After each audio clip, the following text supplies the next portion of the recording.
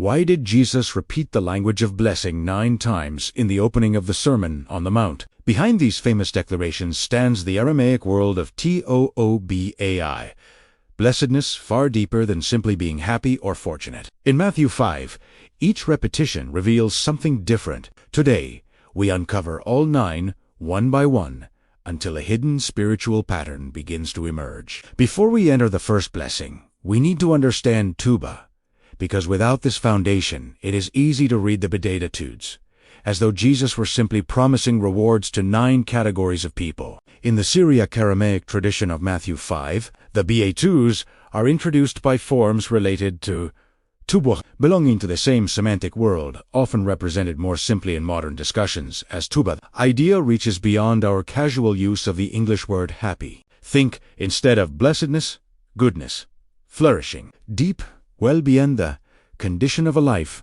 aligned with something greater than immediate circumstances. This distinction is essential because many people assume blessing means that circumstances have become comfortable. But listen carefully to the people Jesus calls blessed: the poor in spirit, those who mourn; the meek, those who hunger for righteousness; the merciful, the pure in heart; the peacemakers, those persecuted for righteousness; and finally, those insulted and opposed because of their allegiance to Him. This is not a list describing easy lives. It is almost the opposite. That is the mystery of Tooba. Jesus relocates blessing. He takes it away from the assumption that blessed means wealthy, protected, admired, powerful, or untouched by suffering. The Beatitudes therefore begin with a revolution in perception. Your present circumstance does not have final authority to declare whether your life is blessed. And there is an order to what follows. We begin with emptiness, move through sorrow and humility, awaken hunger for righteousness, then move outward through mercy, purity, peace, and courageous endurance. 9 blessings, 9 movements, and the first begins in the last place the world would ever search for abundance: emptiness. The first blessing, Tooba and the poor in spirit. Blessed are the poor in spirit, for theirs is the kingdom of heaven. This first declaration is the doorway into everything that follows. If we misunderstand poverty of spirit, the entire sequence can become distorted. Jesus is not glorifying material deprivation, nor is He teaching people to despise themselves. The image is spiritual dependence. The poor in spirit recognize that they cannot manufacture everything they need from within themselves. Pride says, "I am sufficient." Spiritual poverty says, "I need God." And strangely, Jesus identifies that admission not as defeat, but as the beginning of the kingdom. This overturns our usual understanding of abundance. We normally begin abundance with possession. What do primera habe? How much do I control? How secure am I? Jesus begins somewhere else. What happens when you finally admit that control cannot save you? This is the importance of the first Tooba.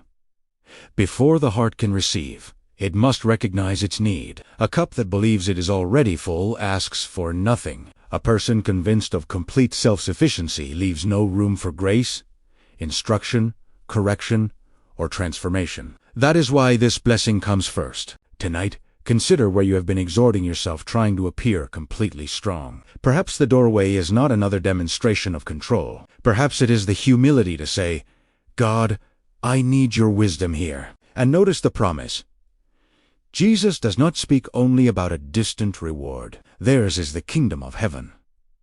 The language is present. The first blessing, therefore, reveals an extraordinary paradox. Spiritual abundance begins when we stop pretending we have no need, but once the heart recognizes its emptiness. Another experience often rises to the surface everything it has lost. And that brings us to the second blessing. If this teaching already feels this deep, imagine having a full guide with deeper explanations of Jesus's true teachings in Aramaic. You'll find the link to the study guide in the comments. The second blessing, Tooba and those who mourn. Blessed are those who mourn, for they shall be comforted.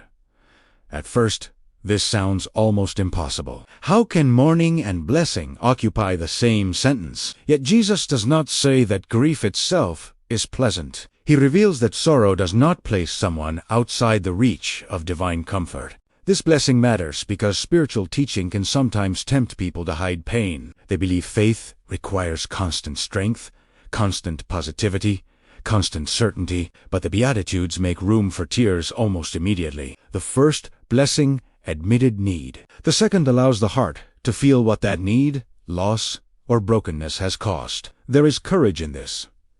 To mourn is to refuse numbness. It means something mattered enough to grieve. A relationship mattered. A dream mattered. A person mattered. Justice mattered. The condition of the world mattered. And Jesus places a promise beside that sorrow, comfort, not denia, not forgetting. Comfort. The second Tooba therefore reveals that divine blessedness can exist even while healing is unfinished. Your tears do not automatically mean God has abandoned you, and your painful season does not become the final definition of your life. This also creates an important progression. The person who recognizes spiritual need becomes capable of honest sorrow, and the person who has learned to mourn honestly can begin to lose the hard shell that suffering sometimes creates. That prepares us for the next movement, because after poverty of spirit and mourning, Jesus does not introduce domination, revenge, or the recovery of control. He introduces meekness, and the third blessing will challenge one of the world's oldest assumptions, that only the aggressive inherit anything worth having. The third blessing, Tooba and the meek. Blessed are the meek, for they shall inherit the earth. Meekness is often misunderstood as weakness, timidity, or the inability to defend oneself. But that reading makes the statement of Jesus difficult to understand. Why would weakness, in that simplistic sense, be connected with inheritance? The deeper spiritual principle is strength that does not need domination. The meek person does not have to crush another person to establish worth. There is restraint, humility, teachability, and a refusal to make aggression the foundation of power. This is revolutionary because human history repeatedly teaches the opposite. Empires seize, armies conquer, powerful people accumulate. The world says possession belongs to whoever can take and defend it. Then Jesus says the meek will inherit. Notice the verb, not seize, inherit. That distinction transforms the blessing. Seizing comes from fear that if you do not grab something now, someone else will take it. Inheritance comes from relationship, belonging, and receiving what has been entrusted to you. The third Tooba, therefore, confronts our obsession with force. There are moments when courage requires action, boundaries, and firm decisions. Meekness does not eliminate these things. It changes the spirit from which they arise. You can be firm without becoming cruel. You can possess authority without humiliating others. You can pursue a goal without making another person's destruction the price of your success. Now the progression becomes clearer. The poor in spirit become receptive. Those who mourn become honest. The meek become teachable and restrained. And once pride, denial, and domination begin losing their grip, a new appetite can finally emerge. Not hunger for status, not hunger for control, a hunger for righteousness. And that is where the fourth blessing takes us next. The second blessing, Tooba, and those who mourn. Blessed are those who mourn, for they shall be comforted. At first, this sounds like a contradiction. How can mourning and blessing exist in the same person? Yet Jesus is not calling suffering good. He is revealing that sorrow does not remove someone from the presence of divine comfort. This second blessing matters because many people believe spiritual strength requires hiding pain. They suppress grief, disappointment, broken dreams, and even tears because they fear these emotions reveal weak faith. But in Matthew 5, Jesus places mourning directly inside his description of a blessed life. The first blessing taught us to recognize our need. The second gives us permission to acknowledge what has been lost. To mourn means something mattered. A relationship, a dream, a person, an opportunity, perhaps even the life you imagined you would have by now. Then comes the promise, comfort. Not denial, not pretending, not erasing the past. Comfort means sorrow will not have the final word. This is the importance of the second Tooba. Blessedness can exist while restoration is still unfolding. Tears do not prove that God has abandoned you. And something changes when grief is honestly faced. The heart that no longer needs to hide its wounds can become softer instead of harder. That prepares us for the third blessing, because after mourning, Jesus introduces something the world often mistakes for weakness, meekness. The third blessing, Tooba, and the meek. Blessed are the meek, for they shall inherit the earth. Meekness is frequently confused with weakness, passivity, or fear. But the teaching of Jesus points towards something far stronger, power that does not need domination to prove itself. The meek person can possess conviction without cruelty, strength without arrogance, and authority without humiliation. This is important because the world has traditionally associated possession with conquest. Empires seize territory. Powerful people accumulate influence. Fear whispers that if you do not take what you want quickly, someone else will. Then Jesus makes a remarkable promise. The meek shall inherit. Notice the difference. He does not say they will seize the earth. He says they will inherit it. Seizing is driven by the need to possess. Inheritance carries the language of receiving, belonging, and stewardship. This is the importance of the third Tooba. Divine strength does not always look like human aggression. Sometimes, the strongest person in the room is the one who could retaliate, but chooses wisdom, who could humiliate, but chooses dignity, who could dominate, but chooses restraint. The progression is becoming clearer. The poor in spirit recognize their need. Those who mourn face their pain. The meek surrender the need to dominate. And when pride, denial, and aggression loosen their grip, a different hunger awakens a hunger for righteousness. That is the fourth blessing. Right now, you might be asking yourself, why am I only discovering this truth now? Don't worry. We thought about that. We're here to help you go deeper with a guide made for this journey. The link is in the comments. The fourth blessing, Tooba, and those who hunger and thirst for righteousness. Blessed are those who hunger and thirst for righteousness, for they shall be filled. Jesus now uses two of the strongest physical desires. We know hunger and thirst too describe a spiritual longing. This is important because hunger reveals priority. When someone is truly hungry, distractions lose their power. Jesus is describing people who desire what is right before God so deeply that righteousness is no longer an occasional preference. It becomes an appetite. The fourth Tooba, therefore, asks a revealing question. What are you truly hungry for? Recognition, possessions, approval, control, or a life increasingly aligned with truth, justice, integrity, and God's will? Then comes the promise. They shall be filled. Notice that Jesus does not condemn desire. He redirects it. The problem is not that human beings hunger. It is what we have trained ourselves to hunger for. The progression continues. Spiritual emptiness created receptivity. Mourning soothed the heart.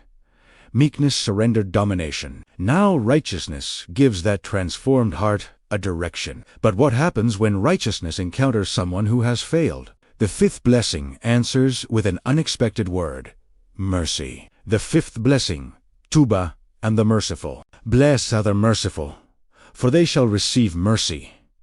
With this declaration, the Beatitudes move powerfully from inner transformation toward the way we treat other people. Mercy becomes important precisely because human beings fail. People disappoint us, misunderstand us, wound us, and sometimes owe us something they can never truly repay. The natural response is to keep an internal account of every debt. But Jesus introduces another way. Mercy does not mean calling evil good, eliminating wise boundaries, or allowing repeated harm. It means refusing to let another person's failure transform your heart into a permanent courtroom. This is the fifth.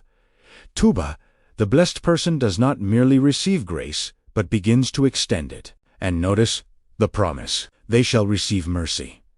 The person who understands how deeply mercy is needed becomes increasingly capable of offering it. What entered the heart begins flowing outward. This marks an important turning point in the 9 blessings. The first 4 reshaped need, grief, strength, and desire. Now the transformation becomes relational. Yet mercy alone is not the end. Jesus goes deeper from what we offer others to what exists within us when nobody is watching. The sixth blessing is about the pure in heart, and its promise is extraordinary. They shall see God. The sixth blessing, Tooba, and the pure in heart. Blessed are the pure in heart, for they shall see God. Here, Jesus moves beyond outward appearance and directs attention toward the hidden center of intention, desire, and motive. Purity of heart is deeper than appearing religious. A person can say the correct words, while secretly being driven by envy, manipulation, pride, or the hunger for recognition. Jesus continually challenged this division between outward appearance and inward reality. This is the importance of the sixth Tooba.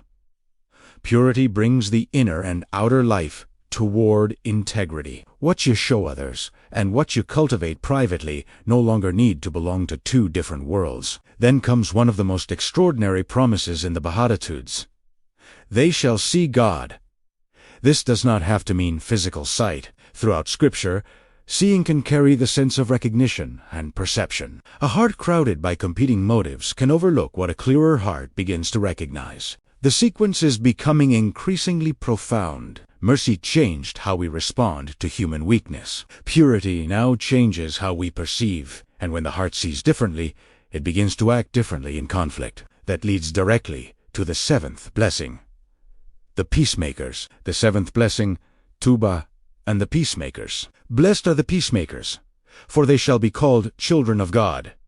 Notice that Jesus does not simply say, "Blessed are those who enjoy peace." He speaks about people who actively make it. That distinction is essential. Peacekeeping can sometimes mean avoiding difficult conversations. Peacemaking may require entering them with courage, truth, patience, and the intention to restore what can genuinely be restored. The seventh Tooba, therefore, transforms peace from a feeling into a vocation. The peacemaker refuses to feed unnecessary division, but also understands that authentic peace is not created by hiding injustice or pretending wounds do not exist. The promise is striking. They shall be called children of God.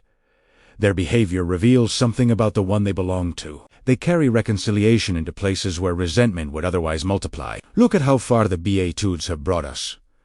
We began with spiritual emptiness. We passed through grief, meekness, hunger for righteousness, mercy, and purity. Now the transformed inner life begins changing the atmosphere around it. But Jesus never promises that everyone will welcome the peacemaker. Sometimes, living truthfully creates resistance, and this is why the final two blessings are so important. The path of Tooba does not end with universal approval. It ends with the courage to remain faithful when righteousness becomes costly. The eighth blessing takes us directly into that test. The eighth and ninth blessings, Tooba, in persecution and faithfulness. Blessed are those who are persecuted for righteousness, for theirs is the kingdom of heaven. Then Jesus makes the ninth blessing personal. Blessed are you when people insult, persecute, and falsely speak against you because of him. The importance of these final declarations is in the path of Tooba does not promise universal approval. A life shaped by righteousness, mercy, purity, and peace may eventually collide with values that oppose them. Yet Jesus returns to the kingdom the same promise that opened the first blessing. The circle is complete. The poor in spirit began with the kingdom, and those who remain faithful under opposition discover that circumstances never remove them from it. Now we can see the hidden pattern. The 9 blessings move from need to comfort, from meekness to righteousness, from mercy to purity, from peacemaking to courageous faithfulness. Tooba is, therefore, not a promise that life will always become easier. It reveals a blessedness deeper than circumstances. The Beatitudes begin by changing how you see blessing and end by changing what you are willing to remain faithful to. And perhaps that is why Jesus repeated this sacred language 9 times. Blessing was never merely something you possess. It is something you become. Just a quick reminder, the transformation guides for a fuller life are waiting for you, right there in the comments. Before you leave, if this message touched your heart or brought new understanding into your life, WRITE, the word Tooba in the comments below. Your testimony may encourage someone else who is seeking healing and renewal. Thank you for sharing this moment of ancient wisdom with us. Until the next revelation, walk in peace, walk in freedom, and walk in the power of Tooba release, trust, and bless.